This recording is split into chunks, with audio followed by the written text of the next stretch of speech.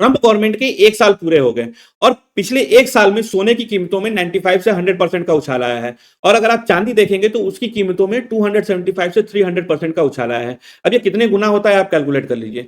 हम बेसिकली यहाँ पर ये समझेंगे कि इसका कारण क्या है। अगर हम इंडिया का पर्सपेक्टिव देखें तो हाल ही में यूएस ट्रेजरी बॉन्ड की होल्डिंग में इंडिया ने शार्पली रिडक्शन किया है। अगर वैल्यू वाइज हम देखें तो ये $5 बिलियन का यूएस ट्रेजरी बॉन्ड इंडिया ने बेचा है, जो कि इंडिया के टोटल रिजर्व का 20% कॉन्स्टिट्यूट करता है। अच्छा, ऐसा करने वाला सिर्फ इंडिया नहीं है, चाइना भी अपने यूएस ट्रेजरी बॉन्ड बेच रहा है। ब्राजील, हांगकांग, सऊदी अरेबिया, इन्होंने भी मॉडेस्ट अमाउंट ही सही पर अपने यूएस ट्रेजरी बॉन्ड की होल्डिंग में रिडक्शन किया है।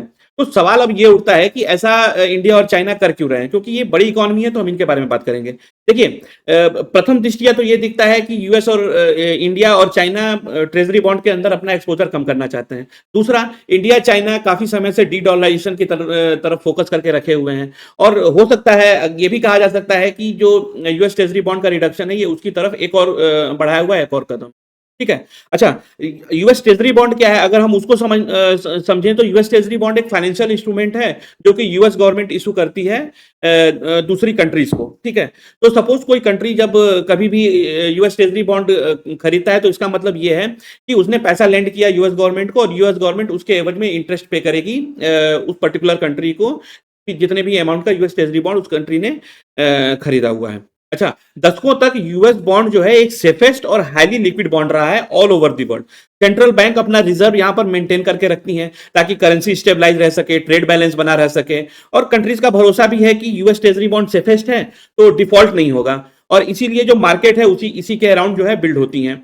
बट हाल ही में जो है कंट्रीज का ट्रस्ट यूएस ट्रेजरी बॉन्ड के ऊपर कम हुआ है क्योंकि आप देखेंगे तो यूएस का जो डेप्ट है वो आउट ऑफ प्रोपोर्शन इंक्रीज हो चुका है।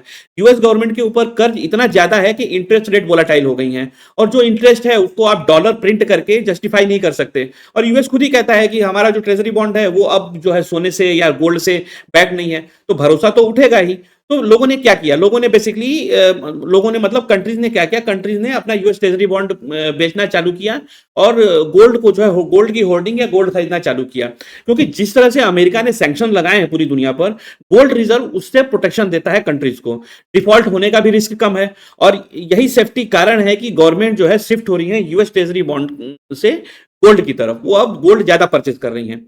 अगर हम इंडिया देखें तो सोचिए, इंडिया का गोल्ड रिजर्व आज की डेट में लगभग 880 टन का है जो कि इंडिया के फॉरेन रिजर्व का 16.2% कॉन्स्टिट्यूट करता है। सोचिए 20 सालों के अंदर ये जो है हाईएस्ट गोल्ड रिजर्व है इंडिया के पास। और जैसा मैंने बताया कि अमेरिका ने हमेशा से ही अपने बॉन्ड के पावर को यूज किया है और पूरी दुनिया को कंट्रोल किया है, अपनी मनमानी चलाई है, सैंक्शंस लगाए हैं, लेकिन कंट्रीज की आंख तब खुली जब ये ट्रंप एडमिनिस्ट्रेशन में अपनी बेशर्मी और ढिठाई की पीक पर पहुंचा और यही कारण है कि गोल्ड आज की डेट में विदाउट ब्रेकर के हाईवे पे भागा जा रहा है। ये वैसे ये इशू बहुत ही कॉम्प्लेक्स है बट आज के लिए इतना ही आई होप कि मैंने आपको एक्सप्लेन कर पाया कि क्यों गोल्ड का रेट जो है इतना ज्यादा भाग रहा है। Meanwhile do like and subscribe.